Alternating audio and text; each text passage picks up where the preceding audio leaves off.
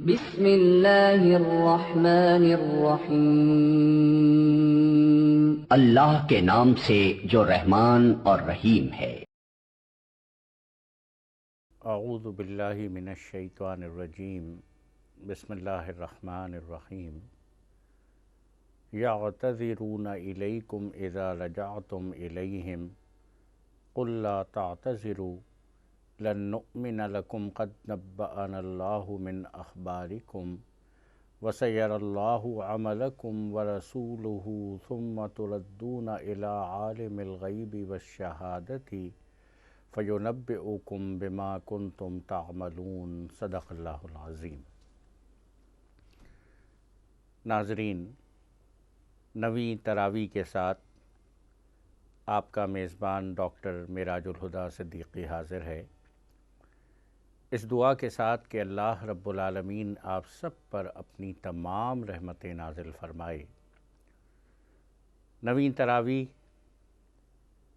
جس میں سورہ توبہ کی آیت 94 سے آگے کی آیات شامل ہیں، سورہ یونس پوری شامل ہے اور سورہ ہود کی ابتدائی 49 آیات شامل ہیں۔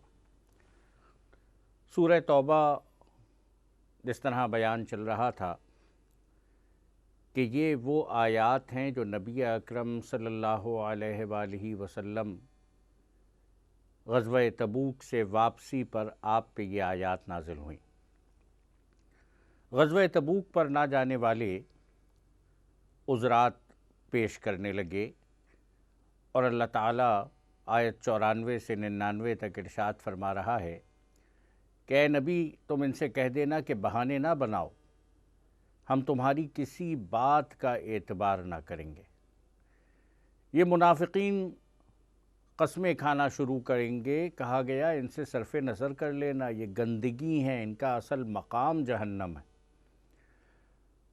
اور یہ بدوی یہ راہ خدا میں خرچ کرنے کو چٹی سمجھتے ہیں، ٹیکس لگا دیا گیا، ان پر بوجھل ہوتا ہے، جبکہ ارشاد فرمایا گیا کہ کچھ لوگ اللہ اور روز آخرت پر ایمان رکھتے ہیں، اللہ کے راستے میں خرچ کرتے ہیں اور راہ خدا میں تقرب کا ذریعہ اس انفاق فی سبیل اللہ کو سمجھتے ہیں۔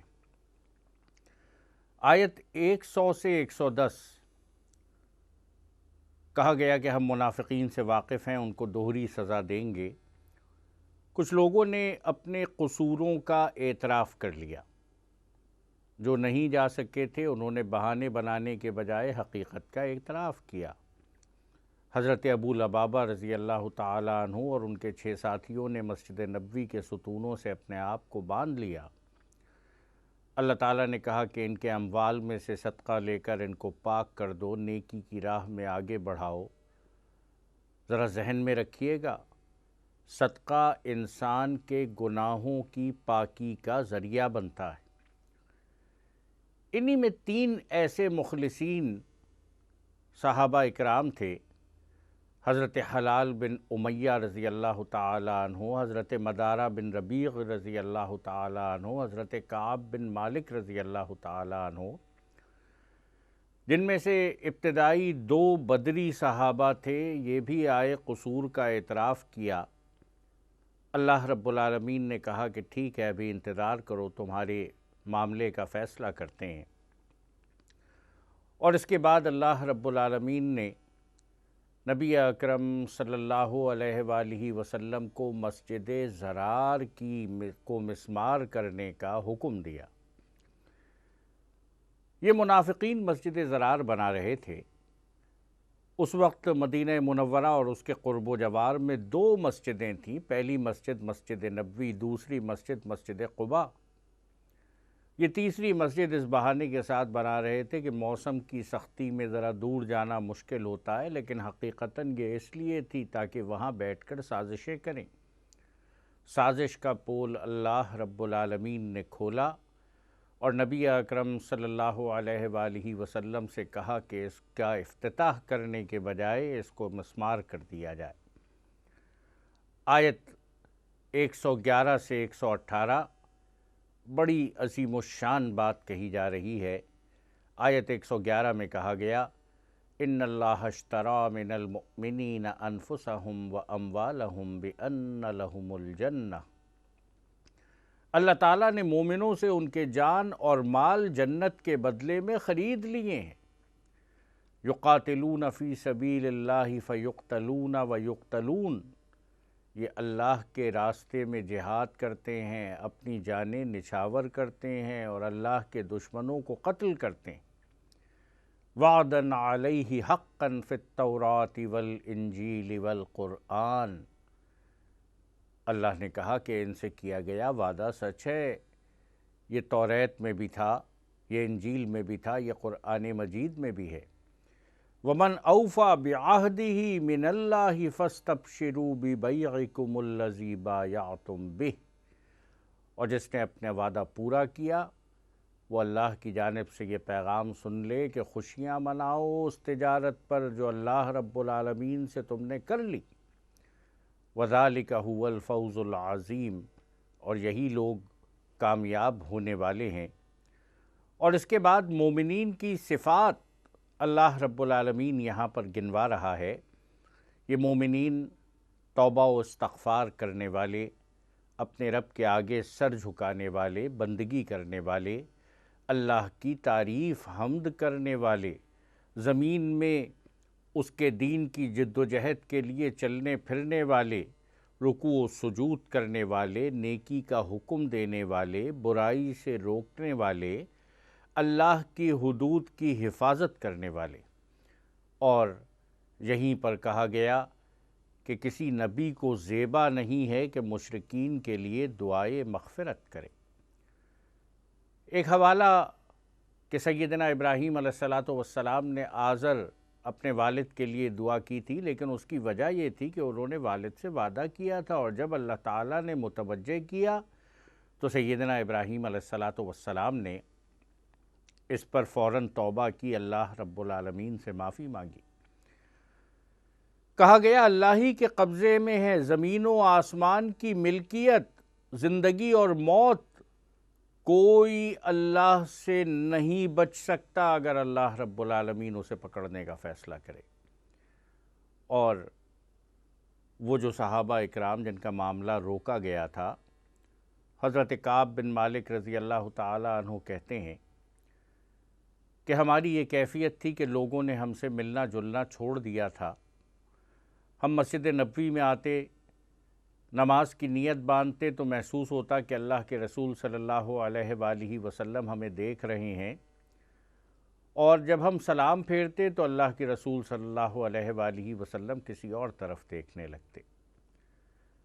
فرمانے لگے کہ زمین تنگ ہو گئی تھی، کچھ دنوں بعد حکم ملا کہ اپنی بیویوں کو بھی الگ کر دو، انہوں نے اس حکم کو بھی تسلیم کر لیا۔ اور فرماتے ہیں کہ ایک دن میں اپنے چچا زاد بھائی کی طرف گیا، وہ باغ کے اندر موجود تھا، میں نے باغ کی دیوار پر چڑھ کر اس کو سلام کیا، اس نے سلام کا جواب دیا، لیکن اس کے بعد کہا کہ نہیں، میں تم سے بات نہیں کروں گا۔ یہی وہ وقت تھا کہ حضرت کعب بن مالک رضی اللہ تعالی عنہ کے پاس قیصر روم نے خط لکھا، کہا کہ تمہارے بادشاہ نے تمہارے ساتھ بدسلوکی کی ہے، تم عزت والے آدمی ہو، ہمارے پاس آ جاؤ، ہم بڑی قدر و منزلت کریں گے۔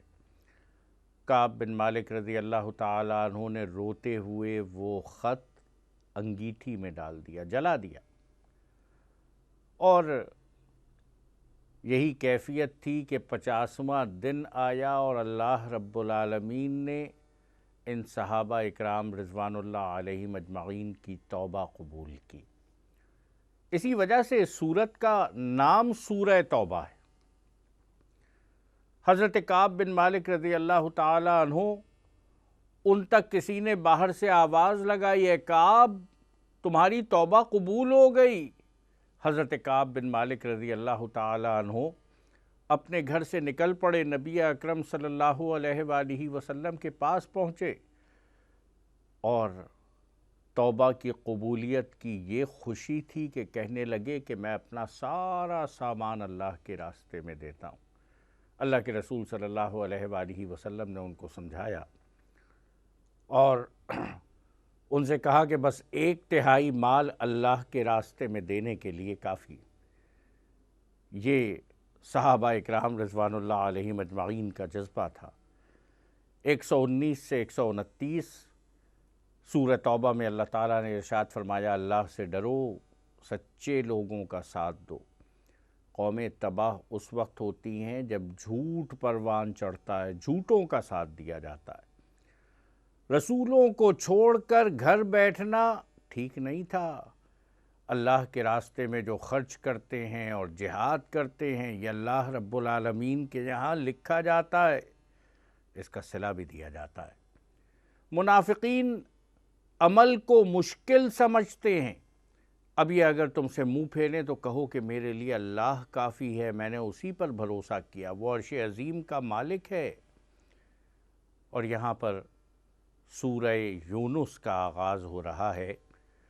سورہ یونس مکی سورت ہے، 11 رکوع ہیں، 109 آیات ہیں، اور اس میں دعوت بھی دی گئی ہے، تنبیہ بھی کی گئی ہے، پچھلے انبیاء کے واقعات بھی بیان کیے گئے ہیں۔ اس کے موضوعات میں توحید کے دلائل، توحید اور آخرت پر ایمان میں جو رکاوٹیں ہیں ان غلط فہمیوں کا ازالہ، رسول اللہ صلی اللہ علیہ وآلہ وسلم کی دعوت کے بارے میں جو شبہات اٹھاتے تھے ان کا جواب دیا ہے۔ دوسری زندگی کے بارے میں انسانوں کو یقین دلایا ہے، بتایا ہے کہ یہ دنیا صرف ایک امتحان گاہ ہے، یہ ہمیشہ کے قیام کی جگہ نہیں ہے۔ اور وہ جہالتیں کہ جو انسان کر رہے تھے ان کی طرف اللہ رب العالمین نے اشارہ کیا ہے۔ آیت 1 سے 6 توحید کے دلائل دیے گئے ہیں کہ اللہ رب العالمین نے حکمت و دانش سے لبریز کتاب اتاری، انسانوں میں سے ہی ایک کو ہدایت دے کر بھیجا۔ یہ جتنے انبیاء ہیں یہ سب انہی بستیوں کے اندر رہتے تھے، لوگوں کے درمیان چلتے پھرتے تھے۔ اگر کوئی فرشتہ اللہ کی دعوت لے کر آتا، لوگ یہ کہتے کہ یہ تو فرشتہ ہے، اس کی ضروریات الگ ہیں۔ اللہ رب العالمین نے دلیل یہ فراہم کی کہ جو دعوت لے کر آئے اور جو اس کے اوپر عمل کر رہے تھے ان کی ضروریات بستی کے دیگر لوگوں کی طرح تھی، لیکن ان کا عمل زیادہ مستحکم دلیل۔ اللہ رب العالمین نے ارشاد فرمایا کہ آسمانوں اور زمینوں کو 6 دن میں اس نے پیدا کیا، کائنات کا انتظام وہ چلا رہا ہے، اس کی اجازت کے بغیر شفاعت نہیں ہو سکتی۔ وہی رب ہے، اس کی عبادت کی جائے، اسی کی طرف پلٹ کر جانا ہے۔ ایک بار اس نے پیدا کیا اور دوبارہ بھی وہی پیدا کرے گا۔ سورج اور چاند کو روشن کیا، چاند کے گھٹنے بڑھنے کی منزلیں مقرر کیں، اور بتایا کہ دن اور رات کے الٹ پھیر میں عقل رکھنے والوں کے لیے نشانیاں ہیں۔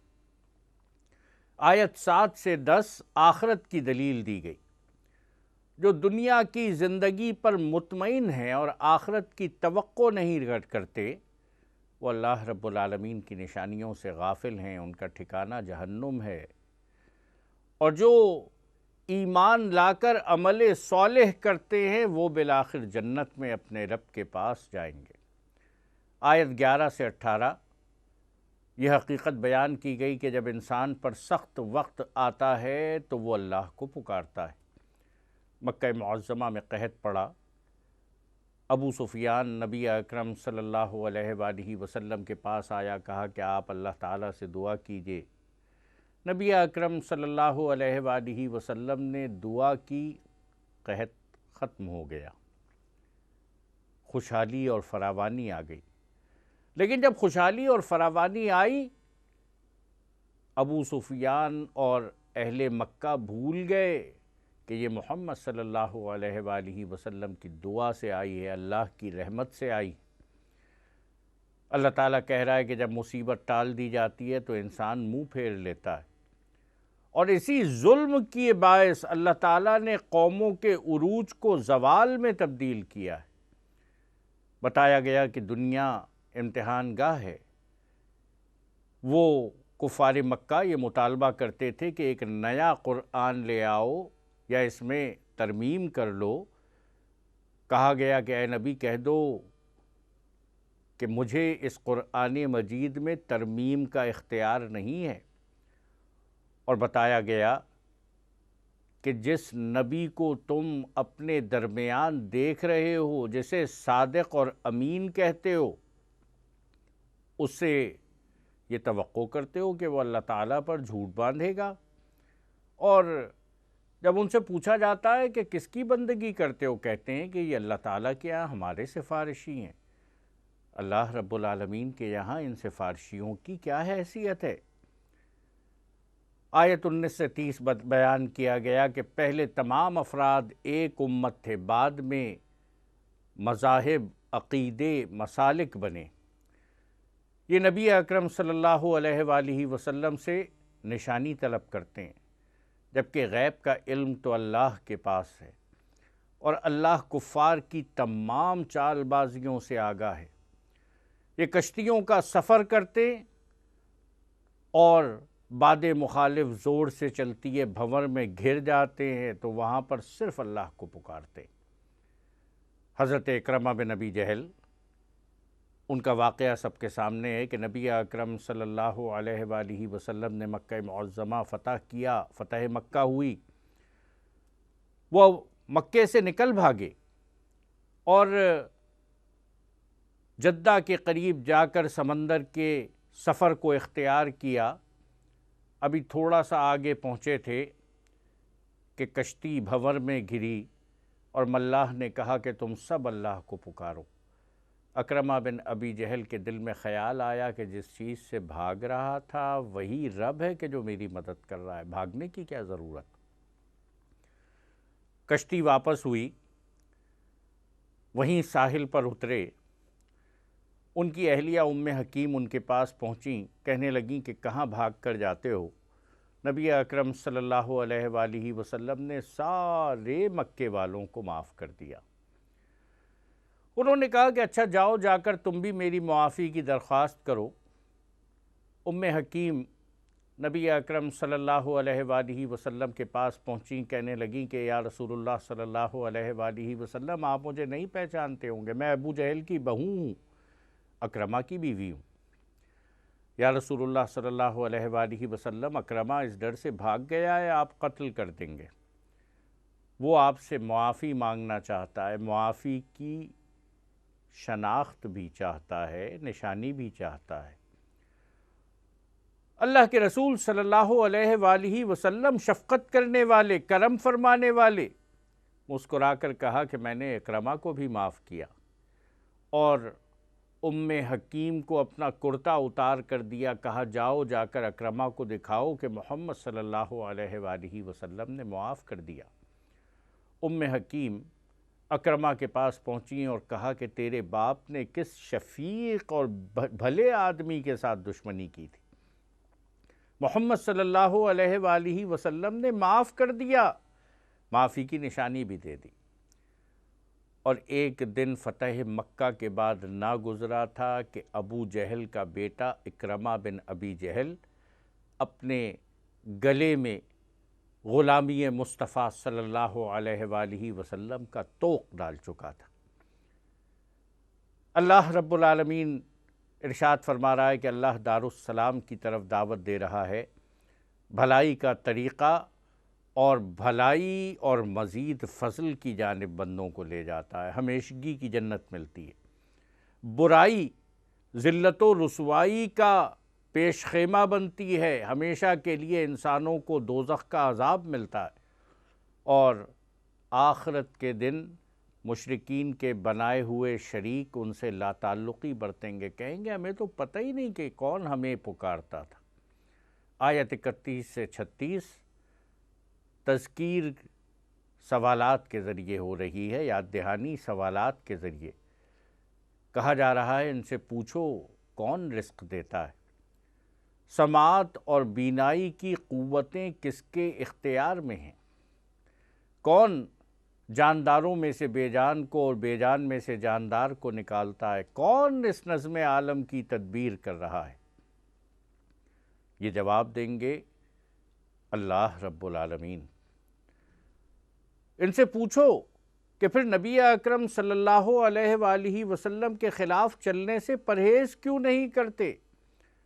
اور حق کے بعد کہ جو قرآن مجید اور نبی اکرم صلی اللہ علیہ وآلہ وسلم کی ذات کی صورت میں تمہارے پاس آ گیا، اب کیا باقی رہ گیا ہے؟ کیوں گمراہ ہو رہے ہو؟ تمہارے ٹھہرائے ہوئے شریکوں میں سے کوئی تخلیق کرتا ہے؟ جواب دو، تخلیق تو صرف اللہ کرتا ہے۔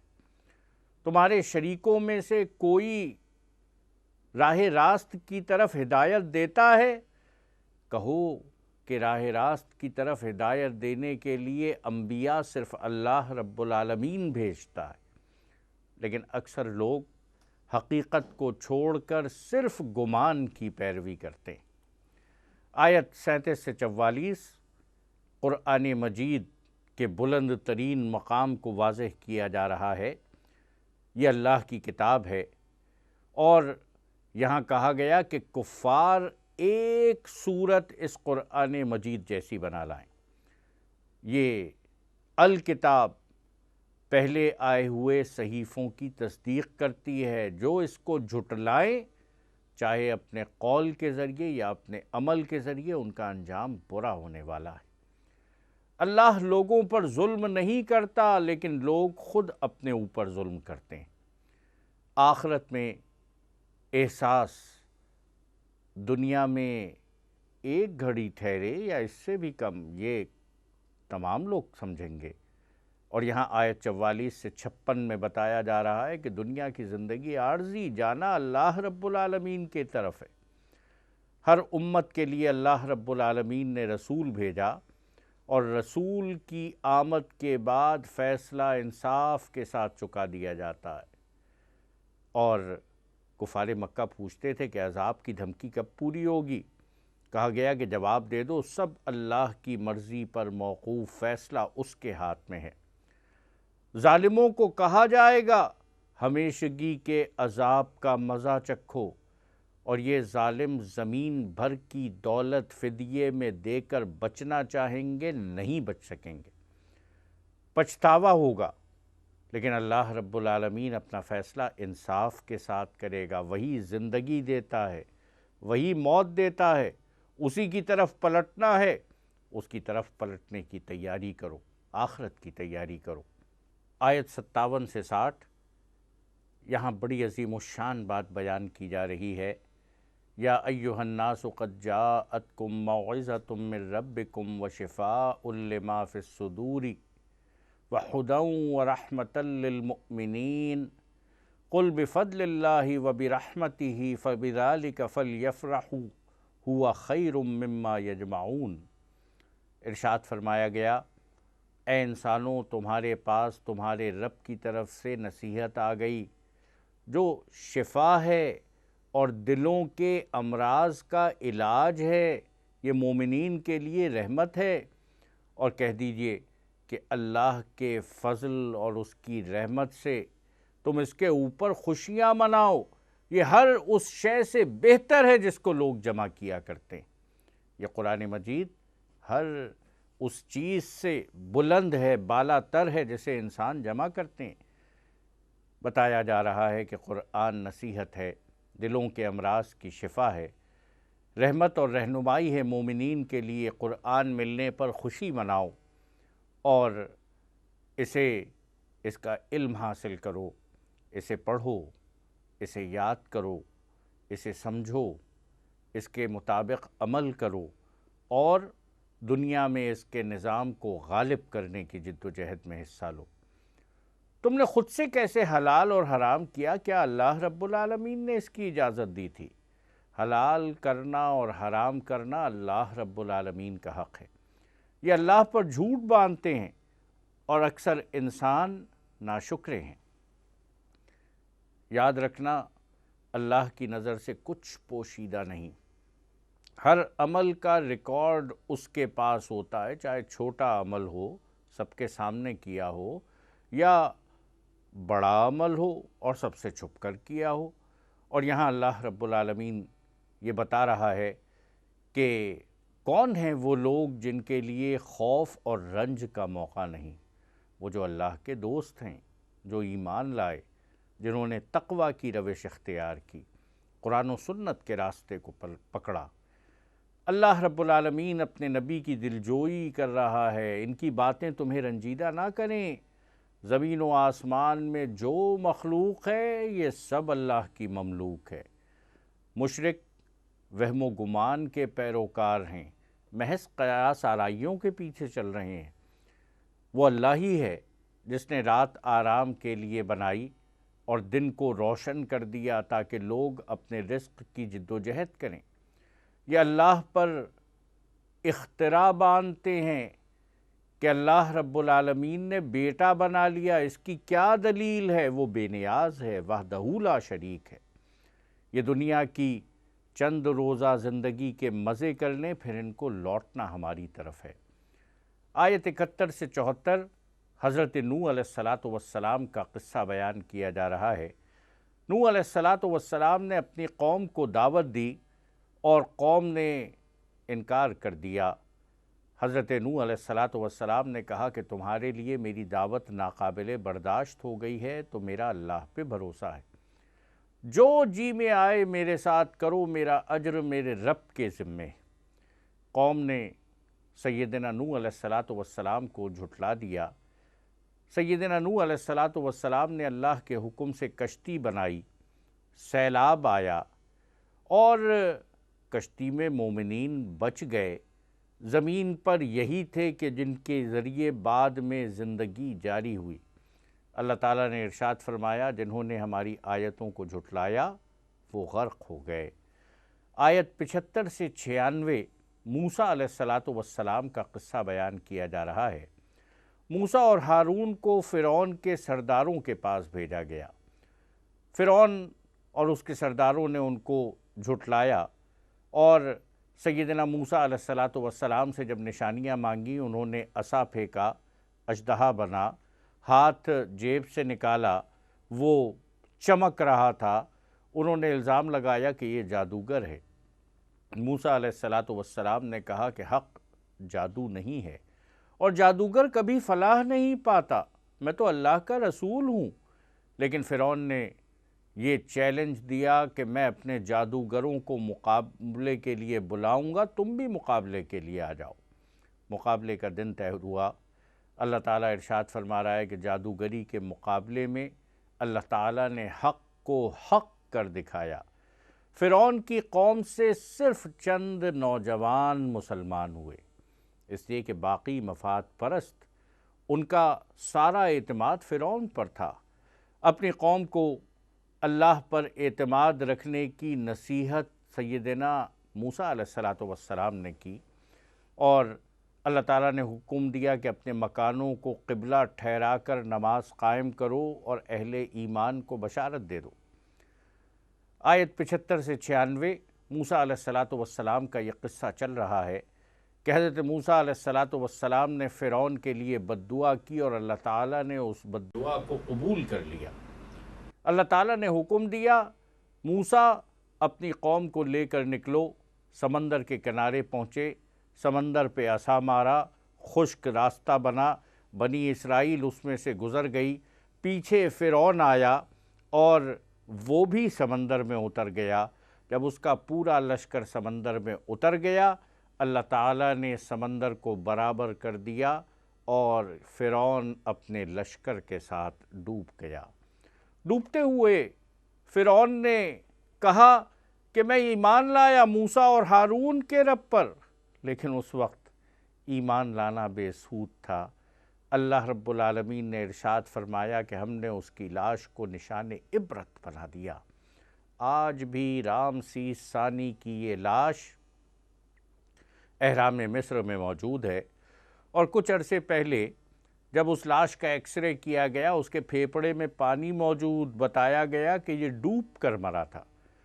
مصر سے نکلنے کے بعد بنی اسرائیل کو اللہ تعالیٰ نے اچھا ٹھکانہ دیا، عمدہ وسائل زندگی دیے، اور اہل ایمان کو کہا گیا کہ یہ قرآن مجید میں جو کچھ بیان کیا گیا اس میں کسی قسم کی اہل کتاب کو کوئی شک اور شبہ ہو تو ان سے پوچھو۔ آیت 97 سے 103 حضرت یونس علیہ السلام کا واقعہ بیان کیا گیا۔ ان کی قوم دردناک عذاب دیکھ کر ایمان لے آئی تھی۔ ان کا ایمان ان کے لیے بڑا نفع بخش ثابت ہوا، عذاب ٹل گیا، اور ان کا مومن ہونا بھی اللہ کی مشیت سے تھا۔ اللہ تعالیٰ ارشاد فرما رہا ہے جو عقل سے کام نہیں لیتے وہ ہدایت نہیں پاتے۔ یہ کائنات نشانیوں سے بھری پڑی ہے۔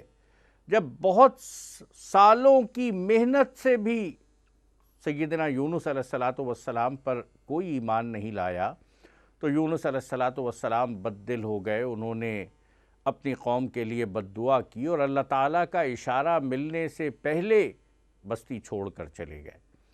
بستی چھوڑ کر نکلے، ایک کشتی میں بیٹھے، کشتی طوفان میں گھری اور کشتی میں پھر فال نکالی گئی کہ کون ہے کہ جس کو اس وقت سمندر کے حوالے کر دیا جائے۔ 3 بار فال نکالی گئی، تینوں بار سیدنا یونس علیہ السلام کا نام آیا۔ یونس علیہ السلام نے سمندر میں چھلانگ لگائی، وہاں ایک مچھلی نے ان کو نگل لیا۔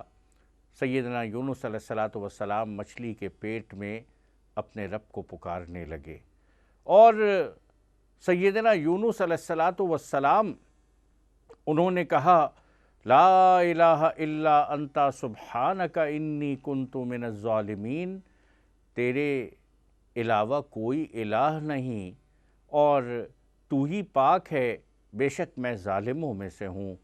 اللہ رب العالمین نے سیدنا یونس علیہ السلام کی وہ دعا جو مچھلی کے پیٹ میں مانگی گئی، اس توبہ کو، دعا کو قبول کیا، اور یونس علیہ السلام ایک مرتبہ مچھلی نے ان کو ساحل پر اگل دیا اور یونس علیہ السلام اپنی بستی کے اندر واپس پہنچ گئے۔ آیت 104 سے 109 توحید کا اعلان کیا جا رہا ہے۔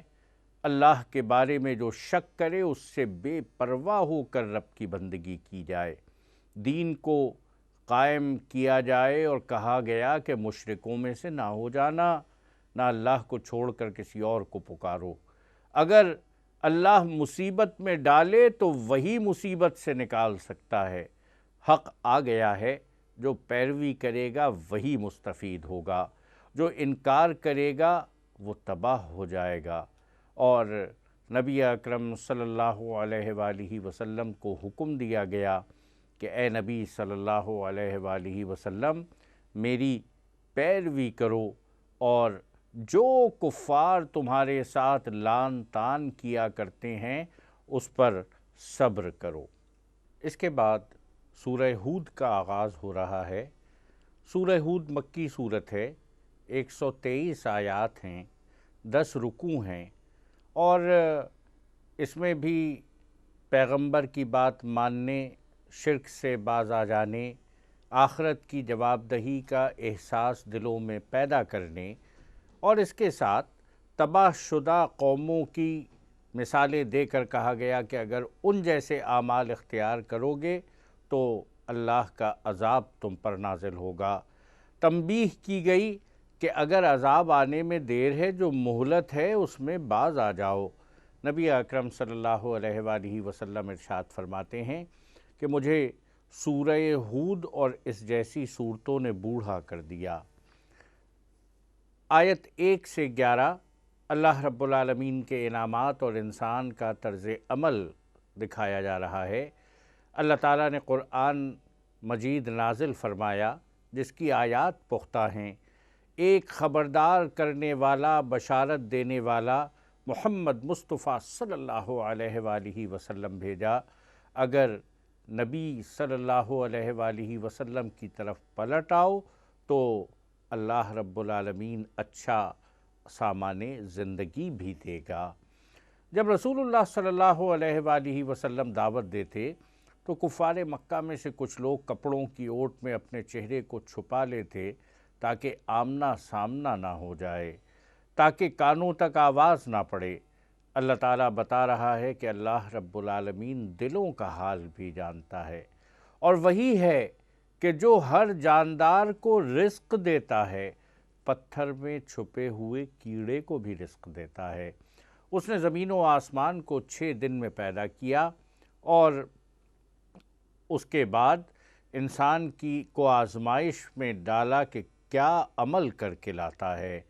منکرین جو آخرت کے بعد اٹھنے سے، موت کے بعد اٹھنے سے انکار کرتے ہیں اور عذاب کے بارے میں سوالات کرتے ہیں، اللہ تعالیٰ ارشاد فرما رہا ہے کہ جب وہ نعمت نوازنے کے بعد محروم کرتا ہے تو انسان ناشکری پر اتر آتا ہے، اور مصیبت کے بعد جب نعمت دیتا ہے تو انسان رب کو بھول جاتا ہے، اکڑنے لگتا ہے۔ اس عیب سے پاک صرف صبر کرنے والے اور نیکوکار ہیں۔ آیت 12 سے 16 منکرین کے اعتراضات کا جواب دیا جا رہا ہے۔ نبی اکرم صلی اللہ علیہ وآلہ وسلم کی حوصلہ افزائی کی جا رہی ہے، اور کہا جا رہا ہے کہ جاہلانہ اعتراضات سے بے خوف ہو کر اللہ کا کلام سناتے چلے جاؤ۔ یہ اعتراض کہ پیغمبر نے کتاب خود گھڑی ہے، اللہ رب العالمین ان کو چیلنج کر رہا ہے کہ اگر کوئی انسان اس کلام کا خالق ہے تو اس جیسی 10 صورتیں بنا لاؤ۔ بار بار یہ چیلنج دیا جاتا ہے، لیکن 15 صدیوں میں انسان آج تک قرآن مجید جیسی ایک صورت نہیں تیار کر سکا، اور جو نہیں تیار کر سکے ان کے بارے میں کہا گیا کہ یہ دنیا کے طالب ہیں، اور جو اس دنیا کے طالب ہیں ان کو اللہ رب العالمین دنیا ہی میں ثمر دے دیتا ہے، اور آخرت میں ان کے لیے آگ کے سوا کچھ نہیں ہے۔ آیت 17 اللہ رب العالمین کی نشانیوں کا تذکرہ کیا جا رہا ہے۔ زمین و آسمان کی ساخت پہ غور کرو، اس میں انسان کے لیے کھلی نشانیاں ہیں۔ قرآن نے اس عقلی شہادت کی تائید کی ہے، اور یہ قرآن مجید پہلے سے آئی ہوئی آسمانی کتابوں کی تصدیق کرتا ہے۔ آیت 18 سے 24 کہا جا رہا ہے کہ کون ظالم ہیں؟ وہ جو اللہ پر جھوٹ گڑھیں، وہ جو اللہ کے راستے سے لوگوں کو روکیں، وہ جو اس کے راستے کو ٹیڑھا اور مشکل بنائیں، وہ جو آخرت کا انکار کر دیں، اور یہ وہ لوگ ہیں جو نہ کسی کی سن سکتے ہیں نہ انہیں کچھ سوچتا ہے۔ بتایا گیا کہ ایمان و عمل صالح کرنے والے ہی جنت میں جائیں گے، اور ایک بڑا اہم سوال اٹھایا گیا کہ اندھے اور آنکھوں والے ایک جیسے تو نہیں ہو سکتے۔ آیت 25 سے 49 ایک مرتبہ پھر سیدنا نوح علیہ السلام کا واقعہ بیان کیا جا رہا ہے۔ نوح علیہ السلام کی دعوت، اللہ کی بندگی کرو ورنہ اللہ کا عذاب آئے گا۔ قوم کے سرداروں نے انکار کیا، کہا کہ اللہ رب العالمین نے ہم جیسے انسان کو نبی بنا کر بھیج دیا، اور وہ بھی تم کوئی بستی کے سردار نہیں ہو۔